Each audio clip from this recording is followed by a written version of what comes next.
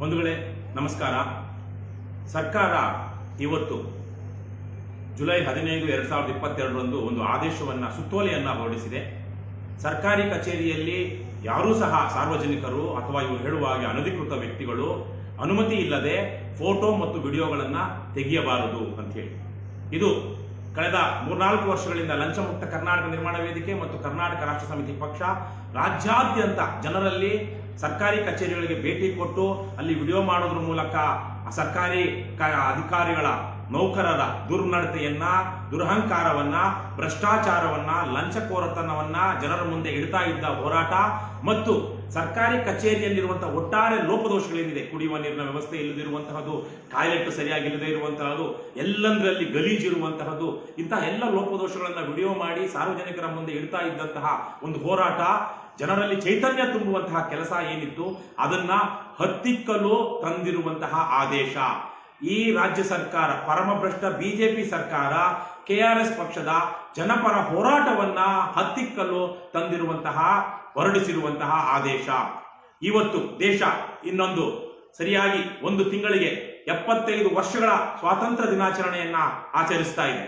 ಇದು ಯಾವ ರೀತಿ ಅಂದ್ರೆ, ಹಿಂದೆ ಬ್ರಿಟಿಷರ ಕಾಲದಲ್ಲಿ ಬ್ರಿಟಿಷ್ ಸರ್ಕಾರಿ ನೌಕರರನ್ನ ರಕ್ಷಣೆ ಮಾಡೋದಕ್ಕೆ ಬ್ರಿಟಿಷರು ಯಾವೆಲ್ಲ ತರಹದ ಡ್ರಕೋನಿಯನ್ ಕಾಯ್ದೆಗಳನ್ನ ತರ್ತಾ ಇದ್ರೋ ಆ ತರಹದ ಆದೇಶ ಇದು ಸಂಪೂರ್ಣವಾಗಿ ಜನವಿರೋಧಿ, ಜನರ ಹಕ್ಕುಗಳನ್ನ ದಮನ ಮಾಡುವುದಕ್ಕೆ ತಂದಿರುವಂತಹ ಆದೇಶ. ಇದರಲ್ಲಿ ಜನರ ಹಿತ ಇಲ್ಲವೇ ಇಲ್ಲ. ಕೆಲವು ಭ್ರಷ್ಟ ಸರ್ಕಾರಿ ನೌಕರರನ್ನ, ಭ್ರಷ್ಟಾಚಾರದಲ್ಲಿ ಪಾಲುದಾರರಾಗಿರುವವರನ್ನ ರಕ್ಷಣೆ ಮಾಡೋದಿಕ್ಕೆ ಈ ಸರ್ಕಾರ ತಂದಿರುವಂತಹದ್ದು. ಹಿಂದೆ ಪ್ರಬಲವಾಗಿದ್ದಂತಹ ಲೋಕಾಯುಕ್ತವನ್ನ ನಾಶ ಮಾಡಿ ಇಲ್ಲಿ ಎಸಿಬಿಯನ್ನು ರಚನೆ ಮಾಡಿ ಇವತ್ತು ಸರ್ಕಾರಿ ಅಧಿಕಾರಿಗಳ ಭ್ರಷ್ಟಾಚಾರವನ್ನ ಯಾವ ಕಾಯ್ದೆ, ಕಾನೂನು, ಕೋರ್ಟು, ಸಂಘ, ಒಂದು ಸಾಂವಿಧಾನಿಕ ಸಂಸ್ಥೆ ಅವರನ್ನ ಶಿಕ್ಷಿಸೋದಿಕ್ಕೆ ಅಥವಾ ಪರಿಶೀಲಿಸೋದಿಕ್ಕೆ ಸಾಧ್ಯವೇ ಇಲ್ಲ ಅನ್ನುವಂತಹ ಸಂದರ್ಭ ಏನು ಸೃಷ್ಟಿಯಾಗಿದೆಯೋ ಅದರ ಮುಂದುವರಿದ ಭಾಗವಾಗಿ ಸರ್ಕಾರಿ ನೌಕರರು ಮಾಡುವಂತಹ ಅಕ್ರಮಗಳನ್ನ ಯಾರೂ ಪ್ರಶ್ನಿಸಬಾರದು ಅನ್ನುವಂತಹ ಹೊಸ ನಿಯಮವನ್ನ ಇವತ್ತಿನ ಬಿಜೆಪಿ ಸರ್ಕಾರ ತಂದಿದೆ. ಹಿಂದೆ ಕಾಂಗ್ರೆಸ್ ಸರ್ಕಾರ ಲೋಕಾಯುಕ್ತವನ್ನ ಸರ್ವನಾಶ ಮಾಡಿತು. ಇವತ್ತು ಬಿಜೆಪಿ ಸರ್ಕಾರ ಅದರ ಮುಂದುವರಿದ ಭಾಗವಾಗಿ ಲೋಕಾಯುಕ್ತವನ್ನ ಮೊದಲ ಸಂಪುಟ ಸಚಿವ ಸಭೆಯಲ್ಲಿಯೇ ನಾವು ತರ್ತೀವಿ, ಎಸಿಬಿಯನ್ನು ರದ್ದು ಮಾಡಿ ಲೋಕಾಯುಕ್ತವನ್ನ ಬಲಿಷ್ಠ ಮಾಡ್ತೀವಿ ಅಂತ ಹೇಳಿದಂತಹ ಬಿಜೆಪಿ ಸರ್ಕಾರ ತನ್ನ ಮಾತಿನಂತೆ ನಡೆದುಕೊಂಡಿಲ್ಲ. ಅದಕ್ಕೆ ವಿರುದ್ಧವಾಗಿ ಇವತ್ತು ಇನ್ನೂ ಒಂದು ಹೆಜ್ಜೆ ಮುಂದೆ ಹೋಗಿ ಜನರ ಹಕ್ಕುಗಳನ್ನ ದಮನ ಮಾಡುವಂತಹ ಕೆಲಸಕ್ಕೆ ಮುಂದಾಗಿದೆ. ಈಗಾಗಲೇ ಈ ಕಾಯ್ದೆಗೆ ಅಥವಾ ಈ ಆದೇಶ, ಇದು ಕಾಯ್ದೆ ಅಲ್ಲ, ಈ ಆದೇಶಕ್ಕೆ ಕಾನೂನಿನಲ್ಲಿ ಯಾವುದೇ ಮಾನ್ಯತೆ ಇಲ್ಲ ಅನ್ನುವಂತಹ ವಿಚಾರ ನಮಗೆ ಗೊತ್ತಾಗ್ತಾ ಇದೆ. ಈಗಾಗಲೇ ನಾವು ಕಾನೂನು ಪರಿಣಿತರನ್ನ ಸಂಪರ್ಕ ಮಾಡಿದ್ದೀವಿ. ಬೇರೆ ಬೇರೆ ರಾಜ್ಯಗಳಲ್ಲಿ ಈ ತರದ್ದು ಯಾವ್ದಾದ್ರು ಇದೆಯಾ ಅಂತ ಅವರು ಪರಿಶೀಲನೆ ಮಾಡ್ತಾ ಇದ್ದಾರೆ. ನನಗೆ ಗೊತ್ತಿರುವ ಹಾಗೆ ನಮ್ಮ ರಾಜ್ಯ ಸರ್ಕಾರ ಈಗ ಹೊರಡಿಸಿರುವಂತಹ ಈ ಆದೇಶ ಏನಿದೆ ಇದು ದೇಶದ ಯಾವುದೇ ರಾಜ್ಯದಲ್ಲಿಯೂ ಇಲ್ಲ. ಮತ್ತು ಈ ವಿಚಾರವಾಗಿ ಸಾರ್ವಜನಿಕ ಸ್ಥಳಗಳಲ್ಲಿ ಯಾರೇ ಆಗಲಿ ವಿಡಿಯೋ ಮಾಡಬಹುದು ಮತ್ತು ಅದನ್ನ ಸಾಮಾಜಿಕ ಜಾಲತಾಣದಲ್ಲಿ ಹಾಕಬಹುದು ಅನ್ನುವಂತಹದನ್ನ ಈಗಾಗಲೇ ಕೇರಳ ಹೈಕೋರ್ಟ್ ಮಾನ್ಯ ಮಾಡಿದೆ, ಆದೇಶ ಹೊರಡಿಸಿದೆ. ಅದಕ್ಕೆ ಹಕ್ಕು ಇದೆ ಸಾರ್ವಜನಿಕರಿಗೆ ಅಂತೇಳಿ. ಈಗ ಸರ್ಕಾರಿ ಕಚೇರಿಯಲ್ಲಿ, ಬಹುತೇಕ ಸರ್ಕಾರಿ ಕಚೇರಿಗಳಲ್ಲಿ ಎಲ್ಲಾ ಕಡೆಯೂ ಸಿಸಿಟಿವಿ ಇದೆ. ಸಿಸಿಟಿವಿ ಇರುವಂತಹ ಸಂದರ್ಭದಲ್ಲಿ ಬೇರೆಯವರು, ಸಾರ್ವಜನಿಕರು, ಕೆಆರ್ಎಸ್ ಪಕ್ಷದ ಕಾರ್ಯಕರ್ತರು ಇನ್ನೊಬ್ಬರು ಹೋಗಿ ಅಲ್ಲಿ ವಿಡಿಯೋ ಮಾಡಿದಾಗ ಯಾವ ರೀತಿಯ ಅದು ಅವರ ಹಕ್ಕು ಅಥವಾ ಕರ್ತವ್ಯಕ್ಕೆ ಅಡಚಣೆ ಆಗುತ್ತೆ, ಯಾವ ರೀತಿಯ ಗೌರವಕ್ಕೆ ಚ್ಯುತಿ ತರುತ್ತೆ. ಈಗಾಗಲೇ ಅದು ಸಿಸಿಟಿವಿಯಲ್ಲಿ ಆ ಸರ್ಕಾರಿ ಅಧಿಕಾರಿಗಳು ಯಾವ ರೀತಿ ಕೆಲಸ ಮಾಡ್ತಾ ಇದ್ದಾರೆ, ಯಾವ ರೀತಿಯಲ್ಲಿ ದುರ್ನಡತೆ ತೋರಿಸ್ತಾ ಇದ್ದಾರೆ ಅಂತ ಸಿಸಿಟಿವಿಯಲ್ಲಿ ರೆಕಾರ್ಡ್ ಆಗ್ತಾ ಇದೆ. ಹಾಗಿರುವಾಗ ಬೇರೆಯವರು, ಸಾರ್ವಜನಿಕರು ವಿಡಿಯೋ ಮಾಡಿದ್ರೆ ಹೇಗೆ ಅದು ಅವರ ಗೌರವಕ್ಕೆ ಚ್ಯುತಿ ಬರುತ್ತೆ?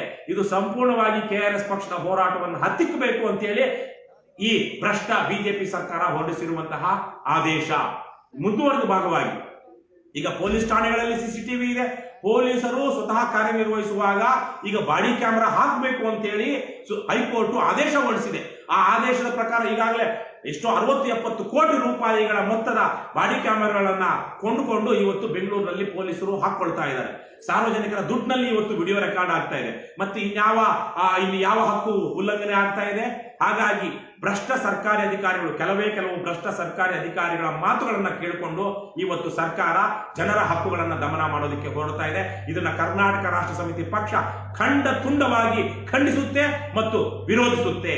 ಮುಂದುವರೆದ ಭಾಗವಾಗಿ ಈಗ ಕರ್ನಾಟಕ ರಾಷ್ಟ್ರ ಸಮಿತಿ ಪಕ್ಷ ಈಗಾಗಲೇ ನಾವು ಇದನ್ನ ನ್ಯಾಯಾಲಯದಲ್ಲಿ ಚಾಲೆಂಜ್ ಮಾಡೋದಕ್ಕೆ ನಾವು ಯೋಚಿಸ್ತಾ ಇದ್ದೀವಿ. ಹಾಗೇನೆ ನಮ್ಮ ಕಾನೂನು ಪರಿಣಿತರು ಇದಕ್ಕಿರುವಂತಹ ಕಾನೂನಿನ ಮಾನ್ಯತೆ ಏನಿದೆ ಅಂತ ನೋಡ್ತಾ ಇದ್ದಾರೆ. ಮುಂದಿನ ಕೆಲವು ದಿನಗಳ ಕಾಲ ನಾವು ಸರ್ಕಾರಿ ಕಚೇರಿಗಳ ಮುಂದೆ ಲೈವ್ ಮಾಡಿ ಇದನ್ನ ವಿರೋಧಿಸ್ತೀವಿ. ಸರ್ಕಾರಿ ಕಚೇರಿಗಳ ಒಳಗಡೆ ಹೋಗಿ ನಮ್ಮ ಕಾರ್ಯಕರ್ತರಿಗೆ ನಾವು ಈಗ ಮುಂದಿನ ಕೆಲವು ದಿನಗಳ ಕಾಲ ವಿಡಿಯೋ ಮಾಡಬೇಡಿ ಅಂತ ಹೇಳ್ತಿದ್ದೀವಿ. ಯಾಕೆಂದ್ರೆ ಇದನ್ನ ಕಾನೂನು ಮಾನ್ಯತೆ ಏನಿದೆ ಅಂತ ತಿಳಿದುಕೊಳ್ಳಬೇಕು ಅನ್ನುವ ಏಕೈಕ ಕಾರಣಕ್ಕಾಗಿ. ಅದಾದ ನಂತರ ಇದಕ್ಕೆ ಯಾವತ್ತು ಕಾನೂನಿನ ಮಾನ್ಯತೆ ಇಲ್ಲ ಅಂತ ಗೊತ್ತಾಗುತ್ತೋ ಮತ್ತು ಈ ಆದೇಶವನ್ನ ಸರ್ಕಾರ ಹಿಂಪಡೆದಿರಲಿಲ್ವೋ ಆವತ್ತು ನಾವು ರಾಜ್ಯದ ಮೂಲೆ ಮೂಲೆಯಲ್ಲಿ ಸರ್ಕಾರಿ ಕಚೇರಿಗಳಿಗೆ ಭೇಟಿ ಕೊಟ್ಟು ಅಲ್ಲಿ ಲೈವ್ ವಿಡಿಯೋ ಮಾಡ್ತೀವಿ, ವಿಡಿಯೋ ರೆಕಾರ್ಡ್ ಮಾಡ್ತೀವಿ, ಫೇಸ್ಬುಕ್ ಲೈವ್ ಮಾಡ್ತೀವಿ. ಈ ಸರ್ಕಾರಿ ಅಧಿಕಾರಿಗಳು ಈ ಸರ್ಕಾರಿ ಆದೇಶದ ಪ್ರಕಾರ ಯಾವ ರೀತಿಯಲ್ಲಿ ಕಂಪ್ಲೇಂಟ್ ಕೊಡ್ತಾರೆ ಅಂತ ನಾವು ನೋಡಬೇಕು. ಯಾಕೆಂದ್ರೆ ಯಾವುದೇ ಒಂದು ಉಲ್ಲಂಘನೆ ಆಗಿದೆ ಅಂದ್ರೆ ಅದಕ್ಕೆ ಪೊಲೀಸ್ ಕಂಪ್ಲೇಂಟ್ ಆಗಬೇಕು, ಇನ್ನೊಂದೇನೋ ಕ್ರಮ ಆಗಬೇಕು ಅಂದ್ರೆ ಅದು ಪರ್ಟಿಕ್ಯುಲರ್ CRPC ಸೆಕ್ಷನ್ ಅಥವಾ IPC ಸೆಕ್ಷನ್ ಉಲ್ಲಂಘನೆ ಆಗಿರಬೇಕು. ಹಾಗಾಗಿ ಯಾವ CRPC ಸೆಕ್ಷನ್ ಅಥವಾ IPC ಸೆಕ್ಷನ್ ಅಲ್ಲಿ ಇದು ಉಲ್ಲಂಘನೆ ಆಗುತ್ತೆ, ಕಾನೂನು ಉಲ್ಲಂಘನೆ ಆಗುತ್ತೆ ಅಂತ ಇವ್ರು ಹೇಳಬೇಕು ಈ ಸರ್ಕಾರ. ಆ ನಿಟ್ಟಿನಲ್ಲಿ ನಾವು ಕಾನೂನು ಭಂಗ ಮಾಡೋದಕ್ಕೂ ಸಿದ್ಧ ಇದ್ದೀವಿ.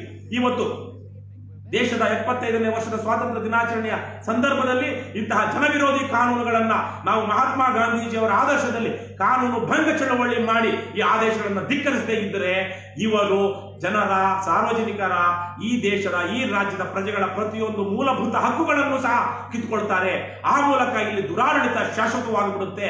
ಸ್ವಾತಂತ್ರ್ಯ ಬಂದು, ಸಂವಿಧಾನ ಬಂದು, ಒಂದು ಪ್ರಜಾಪ್ರಭುತ್ವ ನೆಲೆಗೊಳ್ಳಬೇಕು ಅನ್ನುವಂತಹ ನಮ್ಮ ಪೂರ್ವಿಕರ ಆಶಯ ಏನಿತ್ತು ಅವೆಲ್ಲದಕ್ಕೂ ಚ್ಯುತಿ ಬರುತ್ತೆ. ಅದಕ್ಕೆ ಕರ್ನಾಟಕ ರಾಷ್ಟ್ರ ಸಮಿತಿ ಪಕ್ಷ ಅವಕಾಶ ಮಾಡಿಕೊಡೋದಿಲ್ಲ. ಹಾಗಾಗಿ ನಾನು ಈ ಮೂಲಕ ರಾಜ್ಯ ಸರ್ಕಾರಕ್ಕೆ ಎಚ್ಚರಿಕೆ ಕೊಡ್ತಾ ಇದ್ದೀನಿ. ನಿಮ್ಮ ಆದೇಶಕ್ಕೆ ಕಾನೂನಿನಲ್ಲಿ ಮಾನ್ಯತೆ ಇಲ್ಲ. ಇದನ್ನು ನಾವು ನ್ಯಾಯಾಲಯದಲ್ಲಿ ಪ್ರಶ್ನಿಸಿದ ತಕ್ಷಣ ನಿಮಗೆ ಛೀಮಾರಿ ಹಾಕಲಾಗುತ್ತೆ.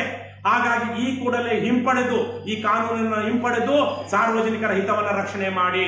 ಸಾರ್ವಜನಿಕ ಹಿತರಕ್ಷಣೆ ಮಾಡಬೇಕು ಅಂದ್ರೆ ಸರ್ಕಾರಿ ನೌಕರರಿಗೆ ನೀವು ಹೇಳಬೇಕು, ಭ್ರಷ್ಟಾಚಾರದಲ್ಲಿ ಪಾಲ್ಗೊಳ್ಳಬೇಡಿ, ಲಂಚ ತೆಗೆದುಕೊಳ್ಳಬೇಡಿ, ಸಾರ್ವಜನಿಕರನ್ನ ಗೌರವದಿಂದ ಕಂಡು ಅವರ ಕೆಲಸವನ್ನ ಮಾಡಿಕೊಡಿ.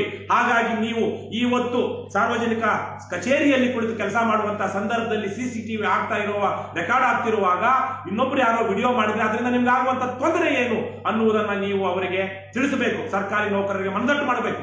ಇವತ್ತು ಸರ್ಕಾರಿ ನೌಕರರ ಒಂದು ವರ್ಗ ಆವತ್ತಿನ ಆಡಳಿತಾರೂಢ ಪಕ್ಷಗಳ ಜೊತೆಗೆ ಅಥವಾ ಭ್ರಷ್ಟ ರಾಜಕಾರಣಿಗಳ ಜೊತೆಗೆ ಸೇರಿಕೊಂಡು ಅವರ ಚೇಲಾಗಳಾಗಿ ಇವತ್ತು ಸರ್ಕಾರಿ ನೌಕರರ ಸಂಘದಲ್ಲಿರುವಂತಹ ಹಲವಾರು ಜನ ಭ್ರಷ್ಟ ರಾಜಕಾರಣಿಗಳ ಬೇನಾಮಿಗಳಾಗಿದ್ದಾರೆ. ಇದು ಯಾರಿಗೂ ಗೊತ್ತಿಲ್ಲ ಅಂತ ಸರ್ಕಾರಿ ನೌಕರರು ಮತ್ತು ಈ ಸರ್ಕಾರ ಭಾವಿಸಬಾರದು. ಬಿಜೆಪಿ ಪಕ್ಷದ ಆಡಳಿತ ನಡೆಸುತ್ತಿರುವಂತಹ ಸರ್ಕಾರ ಹಾಗೆ ಭಾವಿಸಬಾರದು. ಜನರಿಗೂ ಗೊತ್ತಿದೆ ಯಾವೆಲ್ಲ ಭ್ರಷ್ಟ ಸರ್ಕಾರಿ ನೌಕರರು, ಯಾವೆಲ್ಲ ಪರಮ ಭ್ರಷ್ಟ ರಾಜಕಾರಣಿಗಳ ಬೇನಾಮಿಗಳು ಅಂತೇಳಿ. ಹಾಗಾಗಿ ಅವೆಲ್ಲವನ್ನು ನಾವು ಮುಂದಿನ ದಿನಗಳಲ್ಲಿ ಮಾತನಾಡಲಿದ್ದೇವೆ. ಈ ಕೂಡಲೇ ಈ ರಾಜ್ಯ ಸರ್ಕಾರಕ್ಕೆ ಕನಿಷ್ಠ ಮಟ್ಟದ ಸಂಕೋಚ ಇದ್ದರೆ, ಸಾರ್ವಜನಿಕರ ಹಿತವನ್ನ ಕಾಪಾಡಬೇಕು ಅನ್ನುವಂತಹ ಕನಿಷ್ಠ ನೈತಿಕತೆ ಇದ್ದರೆ ಈ ಕೂಡಲೇ ಈ ಆದೇಶವನ್ನು ಹಿಂಪಡೆಯಬೇಕು. ಹಿಂಪಡೆಯಲಿಲ್ಲ ಅಂದ್ರೆ ಕರ್ನಾಟಕ ರಾಷ್ಟ್ರ ಸಮಿತಿ ಪಕ್ಷ ಕಾನೂನು ಭಂಗ ಚಳವಳಿಗೆ ಮುಂದಾಗುತ್ತೆ. ಆ ಮೂಲಕ ಕಾನೂನು ಭಂಗ ಚಳವಳಿಯ ಮೂಲಕ ನಾವು ಜೈಲ್ ಬರೋ ಆಗೋದಕ್ಕೂ ಸಹ ಸಿದ್ಧವಿದ್ದೀವಿ. ಯಾವ ಕಾನೂನಿನ ಅಡಿಯಲ್ಲಿ, ಯಾವ CRPC ಸೆಕ್ಷನ್ ಅಥವಾ IPC ಸೆಕ್ಷನ್ ಅಡಿಯಲ್ಲಿ ಈ ಕಾಯ್ದೆಯನ್ನ ಈ ಆದೇಶವನ್ನ ಉಲ್ಲಂಘಿಸಿದವರಿಗೆ ಶಿಕ್ಷೆ ಆಗುತ್ತೆ ಅನ್ನುವಂತಹದನ್ನ ನಾವು ನೋಡಬೇಕಾಗಿದೆ. ಕರ್ನಾಟಕ ರಾಷ್ಟ್ರ ಸಮಿತಿ ಪಕ್ಷ ಅದನ್ನು ಸಾರ್ವಜನಿಕರ ಮುಂದೆ ಇಟ್ಟು ಈ ಆದೇಶವನ್ನ ವಿರೋಧಿಸುತ್ತೆ ಮತ್ತು ರಾಜ್ಯ ಸರ್ಕಾರಕ್ಕೆ ಪಾಠ ಕಲಿಸುತ್ತೆ. ರಾಜ್ಯ ಸರ್ಕಾರದ ನೌಕರರು ಪ್ರಾಮಾಣಿಕವಾಗಿ ಕೆಲಸ ಮಾಡಬೇಕು ಅಂತ ಈ ಸಂದರ್ಭದಲ್ಲಿ ನಾವು ಕೇಳ್ಕೊಳ್ತೀವಿ. ಪ್ರಾಮಾಣಿಕವಾಗಿ ದಕ್ಷತೆಯನ್ನು ನೀವು ಕೆಲಸ ಮಾಡ್ತಾರೆ, ನಿಮ್ಗೆ ಯಾರು ತೊಂದರೆ ಮಾಡ್ತಾರೆ, ನಿಮ್ಮನ್ನ ಯಾರು ಪ್ರಶ್ನಿಸ್ತಾರೆ? ನೀವು ಸರ್ಕಾರಿ ಕಚೇರಿಯಲ್ಲಿ ಕುಳಿತುಕೊಂಡಿರುವಾಗ ನಿಮ್ಮ ಘನತೆ ಗೌರವಕ್ಕೆ ಚ್ಯುತಿ ಬರುವಂತದ್ದು ಯಾವಾಗ ಆಗುತ್ತೆ? ನೀವು ದುರ್ನಡತೆ ತೋರಿದಾಗ, ದುರ್ವರ್ತನೆ ತೋರಿದಾಗ, ಸರ್ಕಾರಿ ನೌಕರನಿಗೆ ತಕ್ಕದಲ್ಲದ ನಡವಳಿಕೆಯನ್ನು ತೋರಿಸಿದಾಗ ಮಾತ್ರ ನಿಮ್ಮ ಘನತೆ ಕುಗ್ಗುತ್ತೆ ಹೊರತು ನೀವು ಸಾರ್ವಜನಿಕರ ಜೊತೆ ಗೌರವದಿಂದ ಮಾತನಾಡಿಸಿ ಸಮಯಕ್ಕೆ ಸರಿಯಾಗಿ ಅವರ ಕೆಲಸವನ್ನ ಮಾಡಿಕೊಡ್ತಾ ಇದ್ರೆ ಆ ಯಾವುದೇ ಸಮಸ್ಯೆಗಳು ಆಗೋದಿಲ್ಲ. ಹಾಗಾಗಿ ದಯವಿಟ್ಟು ಸರ್ಕಾರಿ ನೌಕರರು ಈ ಕಾಯ್ದೆಯನ್ನ ಸರ್ಕಾರಿ ನೌಕರರೇ ವಿರೋಧಿಸಬೇಕು. ಈ ಆದೇಶವನ್ನ ಸರ್ಕಾರಿ ನೌಕರರೇ ವಿರೋಧಿಸಿ ಅವರು ಸಾರ್ವಜನಿಕರ ಪರವಾಗಿದ್ದೀವಿ ಅನ್ನುವುದನ್ನ ಎತ್ತಿ ಹಿಡಿಯಬೇಕು. ಮುಂದಿನ ದಿನಗಳಲ್ಲಿ ಕರ್ನಾಟಕ ರಾಷ್ಟ್ರ ಸಮಿತಿ ಪಕ್ಷ ಏನೆಲ್ಲ ಹೋರಾಟಗಳನ್ನ ಮಾಡುತ್ತೆ ಅನ್ನೋದನ್ನ ನಾವು ತದನಂತರಗಳಲ್ಲಿ ತಿಳಿಸ್ತೀವಿ. ಈ ವಿಚಾರದಲ್ಲಿ ರಾಜ್ಯದ ಕೋಟ್ಯಾಂತರ ಜನರ ಸಾರ್ವಜನಿಕರ ಪ್ರಜೆಗಳ ಸಹಕಾರವನ್ನ ಕರ್ನಾಟಕ ರಾಷ್ಟ್ರ ಸಮಿತಿ ಪಕ್ಷ ಈ ಸಂದರ್ಭದಲ್ಲಿ ಕೋರುತ್ತೆ. ರಾಜ್ಯದ ಜನತೆ KRS ಪಕ್ಷದ ನಿರಂತರ ಹೋರಾಟವನ್ನ, ಯಾವ ಸಂದರ್ಭದಲ್ಲಿ ಸರ್ಕಾರಿ ಅಧಿಕಾರಿಗಳ ದುರ್ನಡತೆಯನ್ನ, ಭ್ರಷ್ಟಾಚಾರವನ್ನ, ಅಕ್ರಮವನ್ನ ಪ್ರಶ್ನಿಸೋದಕ್ಕೆ ಸಾಧ್ಯವೇ ಇಲ್ಲ ಅನ್ನುವಂತಹ ಅಸಹಾಯಕ ಪರಿಸ್ಥಿತಿಯಲ್ಲಿ ಪೊಲೀಸರ ದರ್ಪ ದೌರ್ಜನ್ಯ ಶೋಷಣೆಯನ್ನ ಪ್ರಶ್ನಿಸೋದಕ್ಕೆ ಸಾಧ್ಯವೇ ಇಲ್ಲ ಅನ್ನುವಂತಹ ಅಸಹಾಯಕ ಪರಿಸ್ಥಿತಿಯಲ್ಲಿ ಇವತ್ತು ಕರ್ನಾಟಕ ರಾಷ್ಟ್ರ ಸಮಿತಿ ಪಕ್ಷ ರಾಜ್ಯದಲ್ಲಿ ಒಂದು ಆಶಾಕಿರಣವಾಗಿ ಮೂಡಿ ಬಂದಿದೆ. ಹಾಗಾಗಿ ಇವತ್ತು ರಾಜ್ಯದ ಕೋಟ್ಯಾಂತರ ಜನ ಕರ್ನಾಟಕ ರಾಷ್ಟ್ರ ಸಮಿತಿ ಪಕ್ಷವನ್ನ ಬೆಂಬಲಿಸ್ತಾ ಇದ್ದಾರೆ. ಈ ಸರ್ಕಾರದ ಈ ನೀಚ ಆದೇಶ, ಭ್ರಷ್ಟ ಆದೇಶ, ಜನವಿರೋಧಿ ಆದೇಶ ಏನಿದೆ ಆ ಆದೇಶವನ್ನ ಸಾರ್ವಜನಿಕರು ತಿರಸ್ಕರಿಸ್ತಾರೆ, ವಿರೋಧಿಸ್ತಾರೆ ಮತ್ತು ಆ ವಿಚಾರವಾಗಿ ಹೋರಾಟ ಮಾಡುವಂತಹ ಕರ್ನಾಟಕ ರಾಷ್ಟ್ರ ಸಮಿತಿ ಪಕ್ಷದ ಜೊತೆಗಿರ್ತಾರೆ ಅನ್ನುವಂತಹ ವಿಶ್ವಾಸ ನನಗಿದೆ. ಬಂಧುಗಳೇ, ಏನೇ ಆಗಲಿ ಒಳ್ಳೆಯದನ್ನೇ ಮಾಡುತ್ತಲೇ ಇರಿ. ಎಲ್ರಿಗೂ ನಮಸ್ಕಾರ. ಜೈ ಹಿಂದ್, ಜೈ ಕರ್ನಾಟಕ, ಜೈ KR. ನಮಸ್ಕಾರ.